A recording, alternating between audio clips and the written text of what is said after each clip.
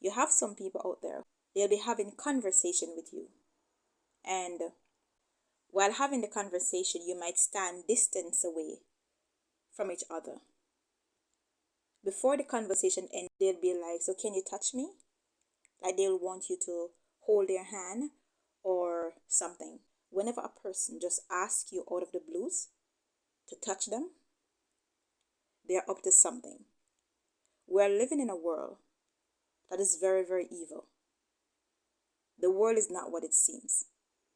All the beauty of the world is just an illusion covering the evil. As I mentioned so many times before,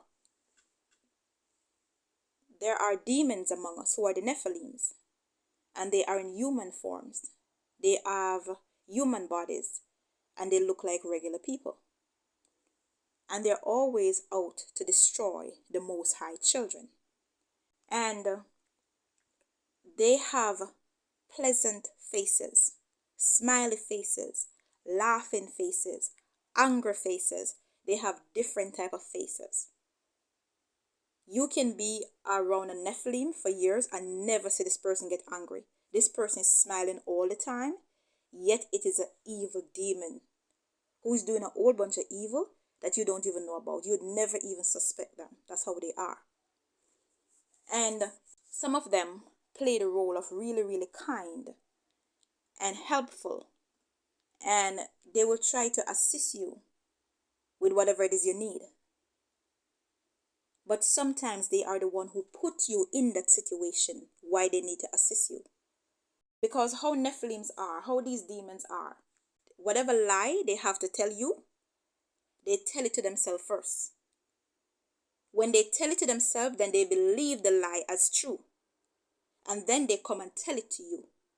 There's no way you are going to think outside of whatever they tell you because it seems so real. The Nephilims are demons. They are giants, fallen angel children. But they masquerade in small vessels to blend among us so a person will not be able to identify them. The Most High can help you and will help you to identify them. The Most High is the one who opened my spiritual eyes to see these unclean Nephilims. You need to know this. It doesn't matter how good or how nice a Nephilim is to you. Their intention only is to kill, to steal, and to destroy. One time, I was looking for a place to rent, and the person I asked about the house took my number, and he said he would call me as soon as he find a place. After a few days, he called me, and I went to meet him. The time when I gave him the number, he was somebody like in their early 60s. He was a Rasta. He had huge dreads, and he was a Negro. So he has Negro hair. And when I went to meet him that day when he called me, it is the same person, but he now take on a different form. So he was no longer like a 60-something-year-old person. He was now like a 20-year-old. And he was now Indian. And like I'm saying, he leaves something there for me to know it's him. And I was like, but you were older. Like, how do you look so young? You had Rasta hair. How do you now have Indian hair? Instantly, I pick up that he's a shapeshifter. So I never want him to know that I know what he is. Whatever else I needed to ask him, I just leave it alone. He decided to give me a tour of the house. And it was actually his house. And he was willing to rent me a room. I was not really in a rush to leave or anything. So I just sat there for like few hours. He and I was having conversation. Throughout the whole time, I looking at this person like, how in the world were you an old man? You are now a young person. You were a Negro. Now you are an Indian. After a while, he went into his bedroom. He lay on the bed. There was a television in his room. He turned the television on. It was some live TV programming going on. And he lay on the bed. He turned the fan on. The breeze from the fan was hitting him directly in his face. And while he was there, like he said, he wanted to lay down for a bit because he's having some pain in his leg. So he asked me, he said, could you just massage my leg, like the calf area? And he was like, could you just massage here for me? And he showed me like how I should do it to try to get rid of the pain. I started looking at him and I realized he was sweating. I was like, why is he sweating so much? I mean, the fan is right there on him and he's sweating out of control. It wasn't even that hot. Like, why is he sweating so much? And I didn't say anything. I just started looking on every part of him. And I realized that one of his hand was doing the 666 hand gesture. Massaging his leg area in the calf, I was still doing that. So my hand was still on him. The TV started sounding different. And I'm not sure what in the world was happening. But after that, a portal opened. We were in a room. It's a house with walls and a roof, doors and windows. None of that was there anymore. It was a portal open in the sky.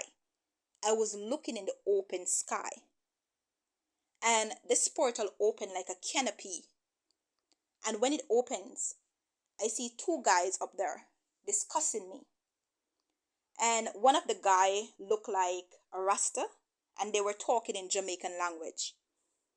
And they were literally talking about me. And I was like, what in the world is taking place here? I could not believe what in the world I was seeing. It's like he took me to a different realm in that moment of just asking me to massage an area of his feet that was hurting. I have no clue how I get away from that, but the Most High God is there for me. I was so surprised. It's like I was looking in the second heaven. Because whatever I was looking at, they live there. They don't live on the earth. And I was saying to myself, imagine this person asked me to touch him. And I thought I was doing him good, not realizing that he was up to something completely different. He was up to some evil things, whatever in the world he was doing or trying to do. But the Most High helped me to get away from it. When I saw all of that and everything calmed down, the house come back, everything fine, like nothing happened, I pretend as if I saw nothing. I kept that in the back of my mind. And I said, I really need to be careful when people asking me to touch them. Because these are demons. If it wasn't for the Most High, who looks out for me, who cares for me, who protects me, who delivers me, I have no clue what would have happened just by touching someone. I have been in many other situations where people just see me having a conversation like, hey, how you doing? I am such and such. They could be just having a random conversation about nothing. And they'll be like, so can you touch me? Or can you shake my hand? Or give me a hug or something. And I'm like, why in the world I need to touch you? Because I keep remembering what happened that time.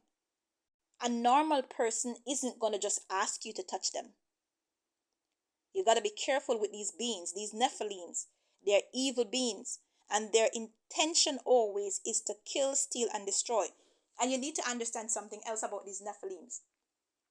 They will take you shopping. They will take you on tour. They will be very, very friendly to you. They will play with you. They will laugh with you. They will talk with you. They will marry you. They will have children by you.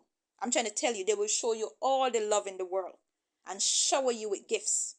But remember, their intention only is to steal, kill, and destroy. Why are they doing all these nice things? To get you distracted, to make you not focus on what they really are, to cause you to let your guard down so they can pounce upon you. As it is written, we do not wrestle against flesh and blood, but against principalities and powers and rulers of darkness of this world. Nothing is as it seems.